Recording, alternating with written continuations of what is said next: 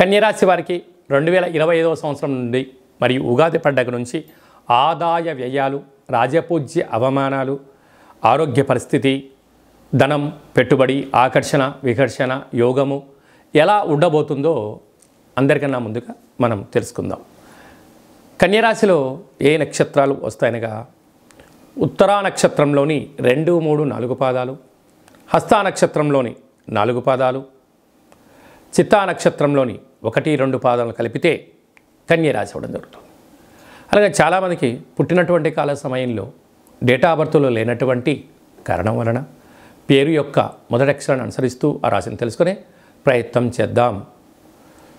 To, పా, P, పూ, Shah, అణ, ఠ, pay, పో అక్షరాల వారందరూ కూడా కన్యరాశి జాతకులే. కన్యరాశి యొక్క అధిపతి బుధ భగవానుడు. ఈ ఆంగ్ల సంవత్సర ప్రారంభం నుండి వీరి యొక్క ఆదాయ వ్యయాన్ని ఒకసారి పరిశీలన చేద్దాం. ఆదాయం 14, వ్యయం 2 అనగా అత్యధిక ధనాదాయం కలిగి స్థిరచరాస్తులు సంపాదించబోతున్న రాశులలో కన్యరాశి మరొకటి అని చెప్పి కూడా గమనించాలి.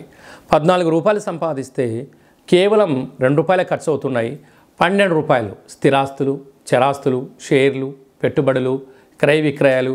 ఈ సంవత్సరం వీరి యొక్క ఆనందానికి, ఐశ్వర్యానికి అవధులు లేవు అని చెప్పి గమనించాలి.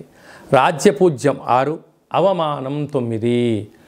మీరు ఎదిగే కొద్దీ ఒదిగి ఉండాలి, లేకపోతే బంధువులు, మిత్రులు, స్నేహితులు, సన్నిహితులు అనేక మంది శత్రులుగా మారి మీ పైన వ్యతిరేక భావన మొదలవుతుందని చెప్పి కూడా గమనించాలి. అలాగనే ఈ యొక్క హస్తా నక్షత్ర జాతకులకు మధ్య సున్న కారణం చేత ఆగస్టు నుండి డిసెంబర్ వరకు మనోవేదన, అనారోగ్యము, ఎప్పుడు మనసు అకలావికలంగా ఉండే పరిస్థితి ఉంటుందని చెప్పి కూడా గమనించాలి.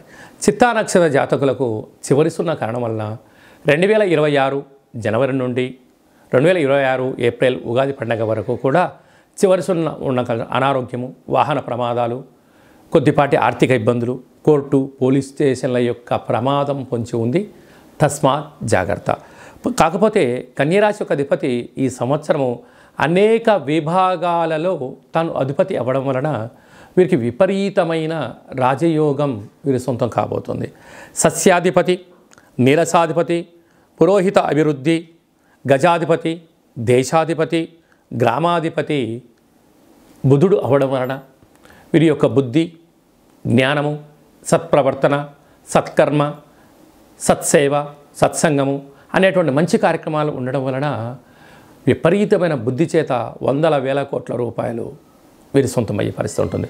అది ఎప్పుడు ఉంటుందయ్యా అంటే నువ్వు చేసే పనిలో నిబద్ధత, పెట్టుబడులు, ఆకర్షణ, జ్ఞానము, వాక్శక్తి, చాతుర్యము, ప్రణాళిక, అన్నిటికన్నా ముందు సూర్యోదయపు పూర్వం నిద్రలేవడము, క్రమశిక్షణ, ఆరోగ్య సూత్రాలు, ఎందులో పెట్టుబడులు పెట్టాలి, ఎందులో పెట్టుబడి పెట్టకూడదు, వాటి యొక్క స్థితిగతులు ఏంటి అనేటువంటిది తెలుసుకోవడం వలన మీరు అపారకు వీర సంపన్నులు అవుతారు అని చెప్పి గమనించాలి.